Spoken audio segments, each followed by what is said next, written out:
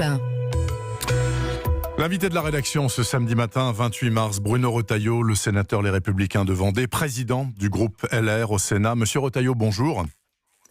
Bonjour Bernard Poirette, merci à vous et merci à tous ceux qui font tourner la station surtout. Et je vous en prie, nous sommes très peu ici rue des Cévennes dans le 15e. Tout le monde est en télétravail bien sûr.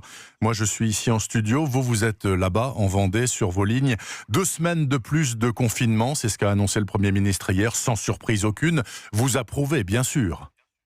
Bien sûr, on sait sans doute que ce sera plus long. Je pense que le gouvernement veut donner aux Français des horizons qui ne soient pas très très longs, vous voyez, pour ne pas les désespérer. Donc bien sûr, j'approuve la décision du Premier ministre. Alors, bien évidemment, ça prouve qu'il y a encore un socle d'union politique nationale.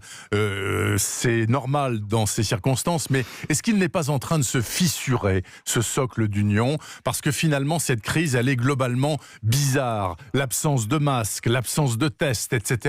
Il n'y a pas un problème fondamental, là, monsieur Retailleau? Je vais vous dire comment moi, je ressens ce dilemme. C'est un dilemme. D'un côté, on a envie de faire corps. Oui. D'un côté, on voudrait se serrer les coudes. Et puis de l'autre, il y a une gestion chaotique. On voit bien qu'il y a des choses qui ne marchent pas. Moi, je suis monté il y a 8 jours au créneau. Vous savez, sur les masques, j'ai obtenu du gouvernement qu'ils permettent aux collectivités de participer à l'effort pour importer des masques. Je constate qu'aujourd'hui, les masques n'arrivent pas au compte-gouttes parce que il y a un problème d'acheminement entre la Chine et puis la France.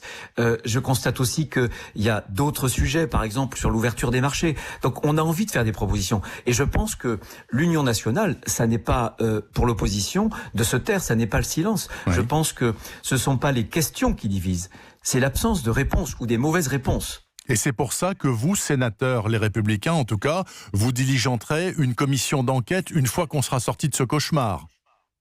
Bien sûr, mais vous savez, on l'a fait avec Lubrizol. Oui, c'est vrai. On le fait systématiquement. Donc, il n'y aura pas un traitement différent, si ce n'est que par son ampleur, cette épidémie nous demandera à ce que nous puissions collectivement tirer un certain nombre de leçons d'enseignement pour que ça ne se reproduise pas. Parce que on voit bien qu'il y a la crise et le virus, il circule librement. Mais on ajoute malheureusement à cette crise, et l'Organisation mondiale de la santé l'a dit, une autre menace qui est la menace de la pénurie.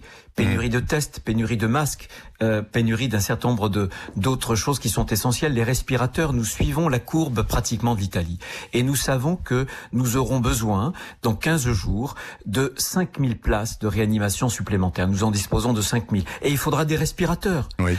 Voyez ce qu'a fait, par exemple, Monsieur Trump en réquisitionnant General Motors. Bien, moi je demande, par exemple, que dans cette économie de guerre, l'État réquisitionne ou en tout cas mobilise les avions d'Air France qui sont sur le tarmac, qui sont immobilisés aujourd'hui, pour qu'il y ait un pont aérien qui puisse acheminer très vite